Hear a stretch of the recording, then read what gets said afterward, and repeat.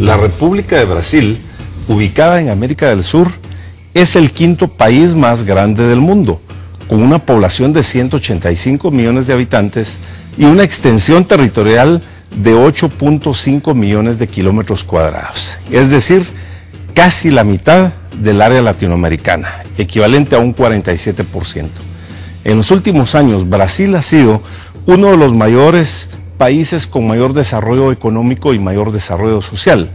En el primer semestre del año 2008, experimentó un superávit primario de 6.10% del Producto Interno Bruto. Las reservas internacionales a finales de agosto del año 2008 sumaban más de 205 billones de dólares. Brasil posee 20% de la biodiversidad mundial. Un ejemplo de esta riqueza es el bosque tropical amazónico, con 3.6 millones de kilómetros cuadrados. Además, la industria de la aviación, la industria farmacéutica genérica, las tecnologías de las comunicaciones, el tema energético, el desarrollo industrial, entre otros, han evolucionado notablemente en los últimos años, lo que hace que en la actualidad Brasil sea un país desarrollado y una potencia mundial. Guatemala tiene muchas similitudes con Brasil, por lo que seguramente podemos aprender de sus experiencias exitosas. Bienvenidos a Inversión y Desarrollo. El día de hoy abordaremos el tema Brasil, un país en movimiento.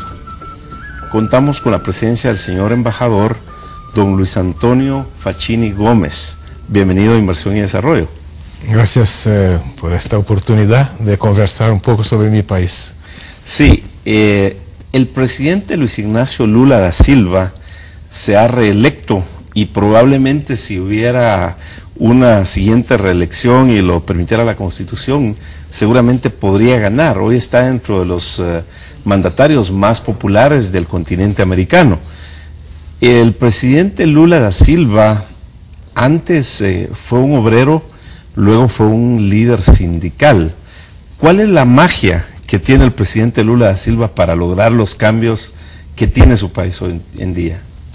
Bueno, yo diría que él es una persona de un gran talento comunicador y también tiene una simbología, que es una persona que salió de una clase muy baja, ¿no?, económicamente hablando, y consiguió llegar al puesto más alto dentro de un país, que es la presidencia de la República, ¿no?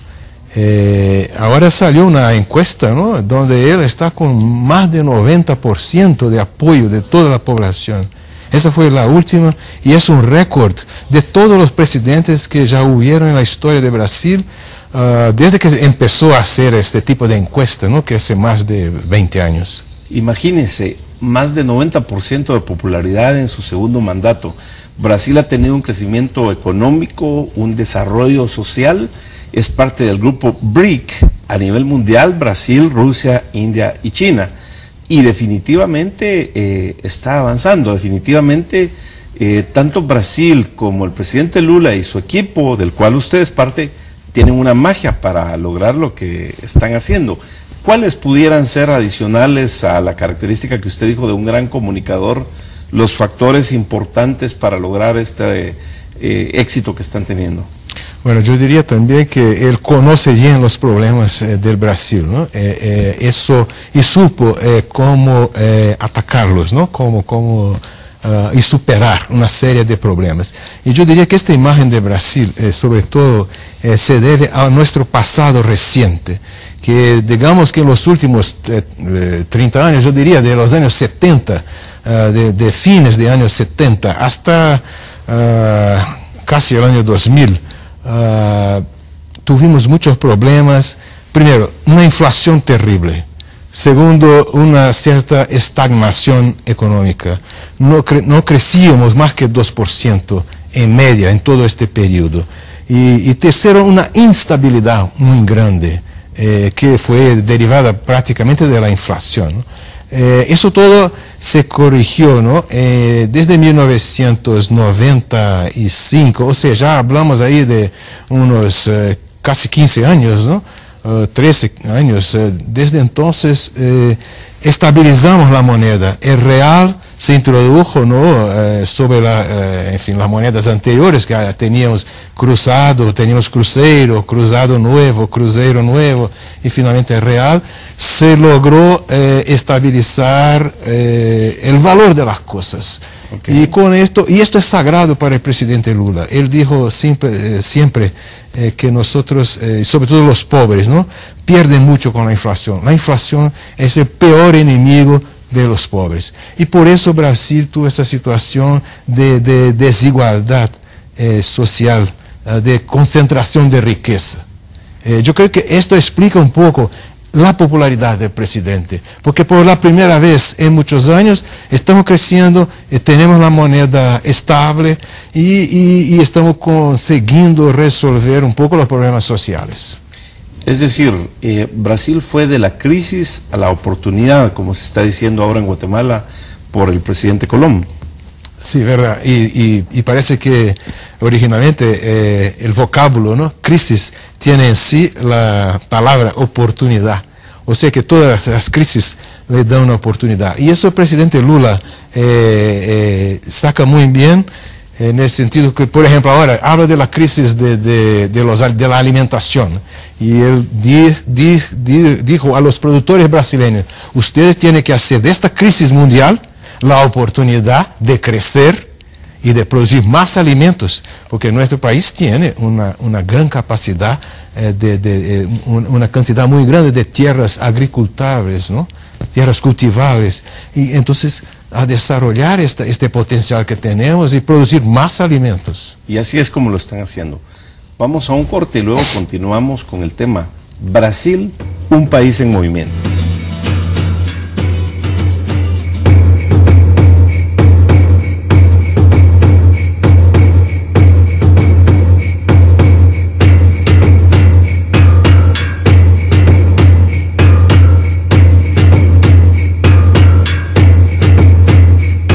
Con inversión y desarrollo y el tema Brasil, un país en movimiento.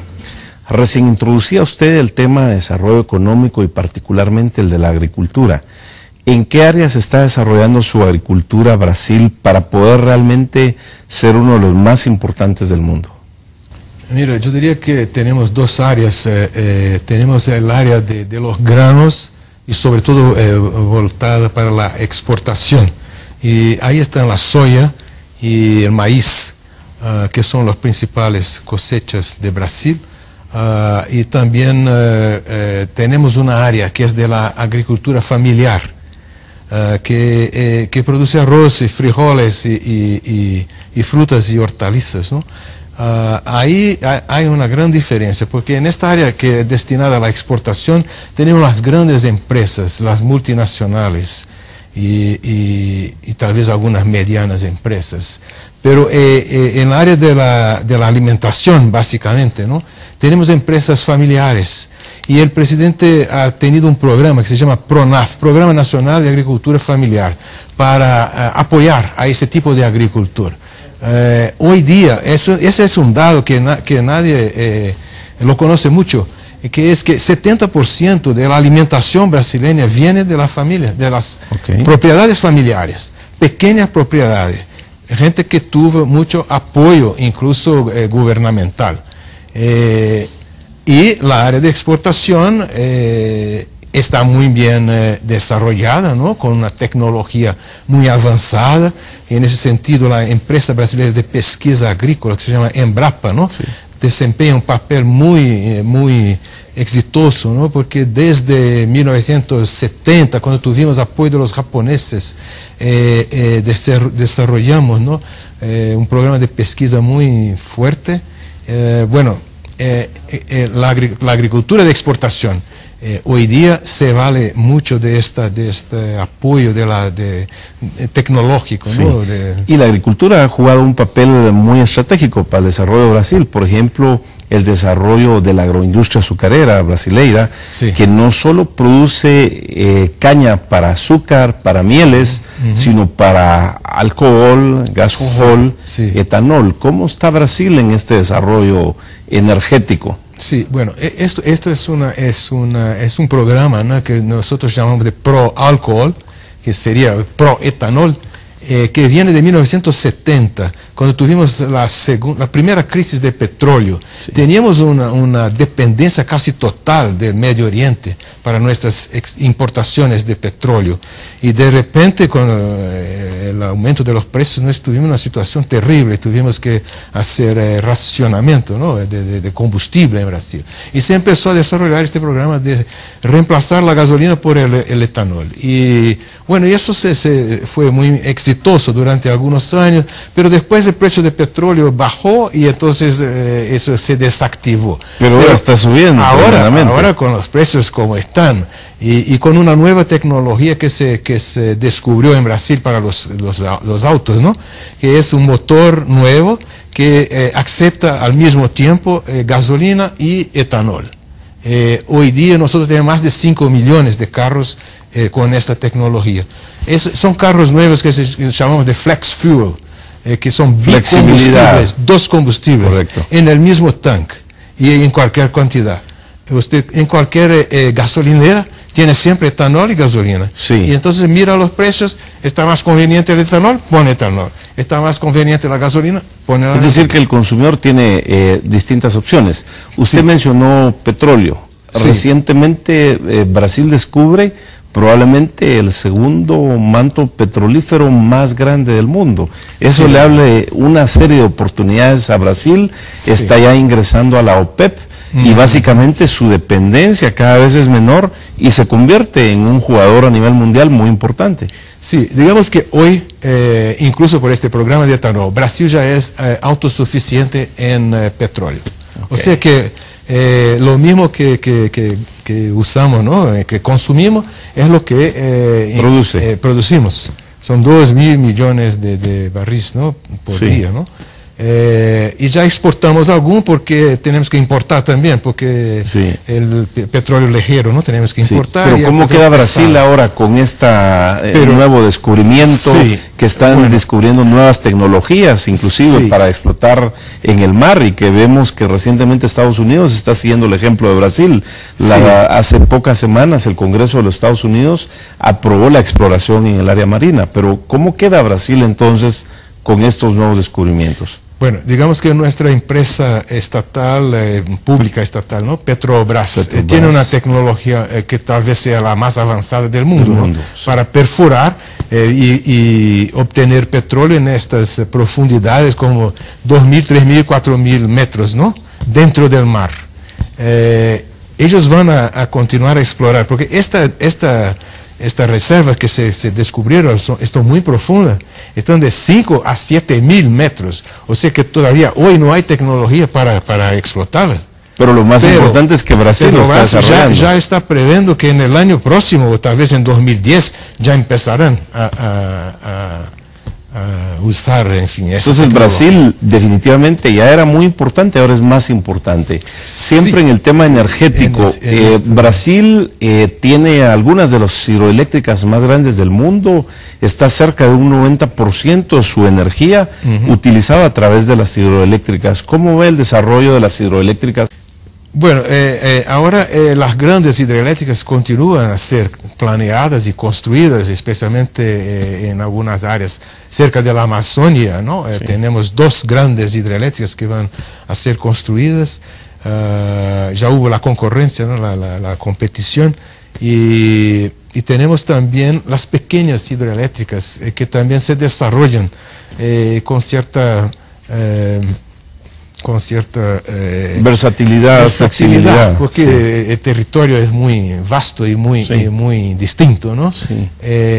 Pero el etanol, eso es una cosa sagrada, ¿no? Esto va a continuar, o sea, por más que tengamos petróleo, no vamos a desactivar la producción de etanol, porque esto ecológicamente es la cosa más sensata que se puede pensar, ¿no? Sí.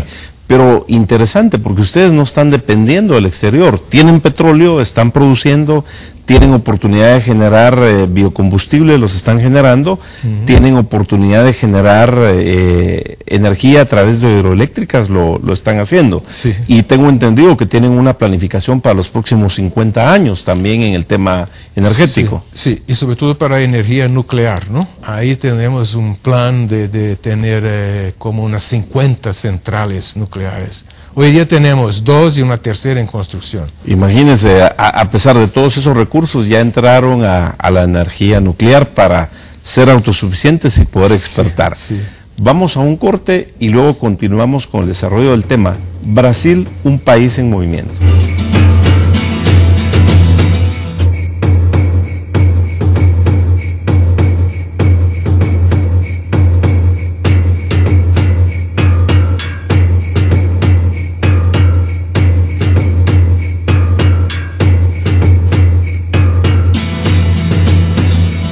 Continuamos con inversión y desarrollo y el tema Brasil, un país en movimiento.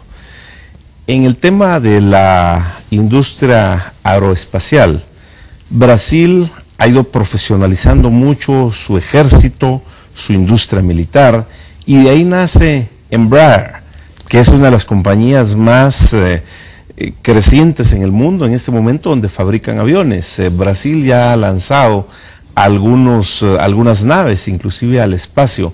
¿Cómo está el desarrollo de la aviación en Brasil? Mira, si me preguntas sobre el desarrollo de la aviación civil, es muy pequeño. O sea que hay un potencial muy grande todavía a desarrollar en Brasil. O sea que es un país con dimensiones continentales, ¿no? Que sí. Brasil es más grande que el territorio continental de Estados Unidos, si uno no cuenta el Alaska, ¿no? Correcto. Entonces hay necesidad de muchos más aeropuertos, aviones y líneas, ¿no?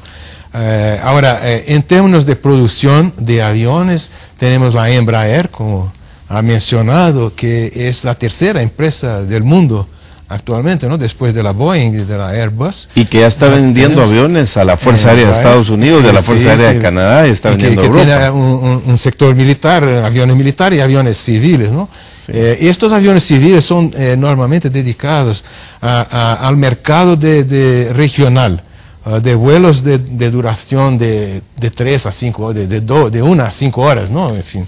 Sí. Aquí en América Central se usa bastante. Mucho, ¿no? Se usa bastante. En el caso de los aviones militares también hay una utilización más grande ahora contra el narcotráfico, porque tiene mucha versatilidad. Es correcto. Entonces esos aviones super Tucano, si fueran vendidos a Colombia y también a Ecuador, tiene mucha flexibilidad para la lucha contra el narcotráfico. Y hay un desarrollo impresionante. Entonces hemos hablado de un Brasil que ya está produciendo aviones, que lanza naves al espacio, un Brasil que desarrolla su agricultura, su industria de medicamentos genéricos, ahora está entrando mucho a los agroquímicos genéricos, está entrando a cualquier cantidad de sectores. Pero ¿qué podemos hablar del desarrollo social, del desarrollo humano, del desarrollo de las comunidades? Ustedes tienen programas como, por ejemplo, Bolsa Familia, Hambre Cero. ¿Cómo se puede relacionar eso con lo que está haciendo en Guatemala acá con cohesión social? Sí, mira, ahí hay muchos puntos a explorar. Bueno, primero que la parte social es nuestro punto flaco, débil, ¿no? Por muchos años siempre tuvimos este problema, las grandes diferencias económicas y sociales, ¿no? Gran analfabetismo, problemas de salud, todo eso. Pero en los últimos años, y yo no diría solamente con este gobierno, pero ya con gobiernos anteriores, hubo un movimiento y que fue una tomada de conciencia de la propia sociedad. Sí. Con las ONGs y todos los movimientos sociales, ¿no? De atacar estas áreas de pobreza. La lucha contra la pobreza es un punto de honor, ¿no? Digamos, del presidente Lula.